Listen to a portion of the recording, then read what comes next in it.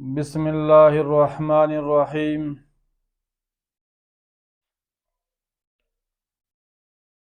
نبی علیہ الصلاۃ والسلام نے ارشاد فرمایا، حدیث پاک میں آتا ہے، نبی علیہ الصلاۃ والسلام نے فرمایا، قیامت کے دن فرشتے اعلان کریں گے، آل فضل کڑے ہو جائے، بلا حساب بغیر حساب کے جنت میں چلے جائے۔ کچھ لوگ اٹھیں گے، جب کچھ لوگ اٹھیں گے تو فرشتے ان لوگوں سے کہیں گے، تم لوگ کیسے آل فضل بن گئے؟ وہ لوگ کہیں گے، ہم لوگ صلہ رحمی کرنے والے تھے، ہم لوگ رشتوں کو جوڑنے والے تھے۔ جو آدمی صلہ رحمی کرتا ہے، صلہ رحمی کا مطلب یہ ہے رشتوں کو جوڑتا ہے، رشتہ داروں کا خیال رکھتا ہے، رشتہ داروں کا حال و احوال لیتا ہے، رشتہ داروں کی خدمت کرتا ہے، رشتہ داروں کی حال پرسی کرتا ہے، تو ایسے شخص کو اللہ تعالی بلا حساب بغیر حساب کے جنت میں داخل فرمائیں گے۔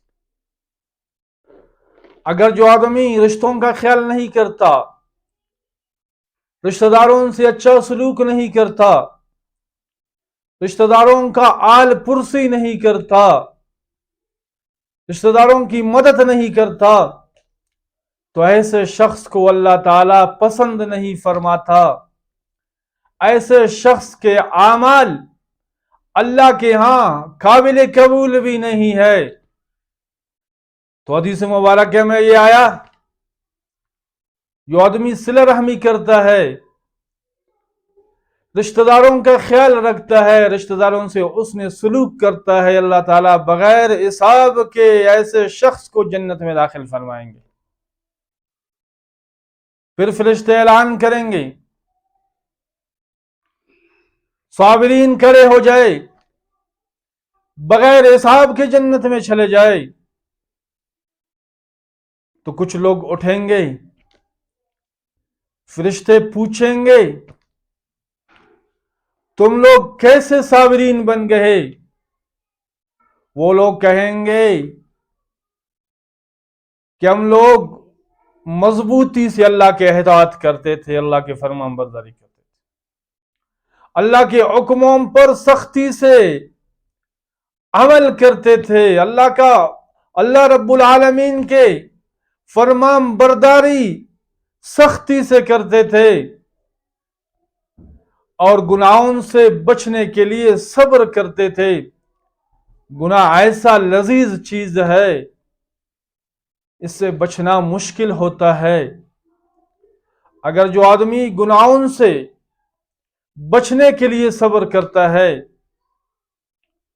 اللہ کے ڈر کی وجہ سے گناہوں سے صبر کر لیتا ہے، گناہوں سے اپنے آپ کو بچا لیتا ہے، تو اللہ تعالیٰ ایسے شخص کو بغیر حساب جنت میں داخل فرمائیں گے۔ صابرین ان کو بولتے ہیں جو اپنے آپ کو گناہوں سے بچائے، گناہوں سے بچنے کی صبر کرے۔ دل تو چاہتا ہے اس کا گناہ کروں، لیکن اللہ کے ڈر اس کے دل میں ہے، تو گناہوں سے بچنے کے لیے صبر کرتا ہے، صابرین میں شامل ہو جاتا ہے۔ اللہ تعالیٰ صابرین کو قیامت کے دن بغیر حساب جنت میں داخل فرمائے۔ میرے بھائیو، اگر جنت جانا چاہتے ہو، صلہ رحمی کرو۔ اگر رزق کی وسعت چاہتے ہو، رزق کی کشادگی چاہتے ہو، صلہ رحمی کرو۔ اگر اللہ کی قرب حاصل کرنا چاہتے ہو تو صبر کا، اگر اللہ کے قرب حاصل کرنا چاہتے ہو صلہ رحمی کرو، رشتوں کو جوڑو، رشتوں کو مت توڑو۔ صلہ رحمی کرنے والے کو سب سے افضل کہا ہے۔ حدیث مبارکہ میں ہے، ایک آدمی آپ صلی اللہ علیہ وسلم کی خدمت میں آیا، اللہ کے رسول سب سے افضل انسان، سب سے اعلیٰ انسان کون ہے؟ آپ صلی اللہ علیہ وسلم نے فرمایا جو اللہ سے ڈرے،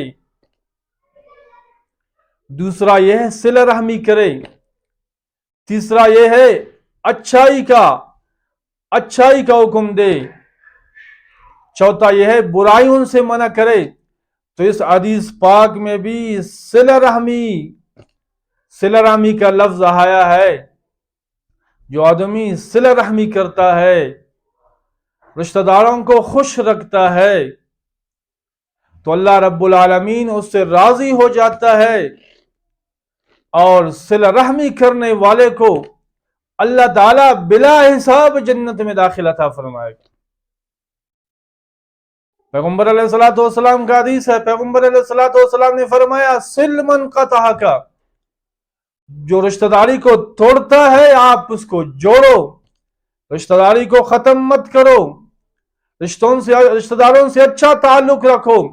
اگر جو رشتہ داروں سے اچھا تعلق رکھتا ہے، رشتہ داروں سے اچھے انداز میں گفتگو کرتا ہے، رشتہ داروں کا خدمت کرتا ہے، تو اس کی وجہ سے، صلہ رحمی کی وجہ سے اللہ تعالیٰ اس کو جنت میں داخل عطا فرما دیتا ہے۔ جو رشتوں کو توڑتا ہے، رشتوں کا خیال نہیں کرتا اور رشتہ داروں کی مدد نہیں کرتا، رشتہ داروں سے اس نے سلوک نہیں کرتا، اچھا سلوک نہیں کرتا، تو ایسے آدمی سے اللہ ناراض ہوتا ہے۔ جس سے اللہ تعالیٰ ناراض ہو گیا تو اس آدمی کو اللہ تعالیٰ جہنم میں پھینک دے گا۔ اللہ تعالیٰ ایسے شخص کو جہنم میں داخل کرے گا جو صلہ رحمی کو، رشتہ داری کو توڑ دیتا ہے۔ دعائے اللہ رب کائنات ہمیں اور آپ کو صلہ رحمی کرنے کے توفیق عطا فرمائے۔ وآخر دعوانا ان الحمدللہ رب العالمین۔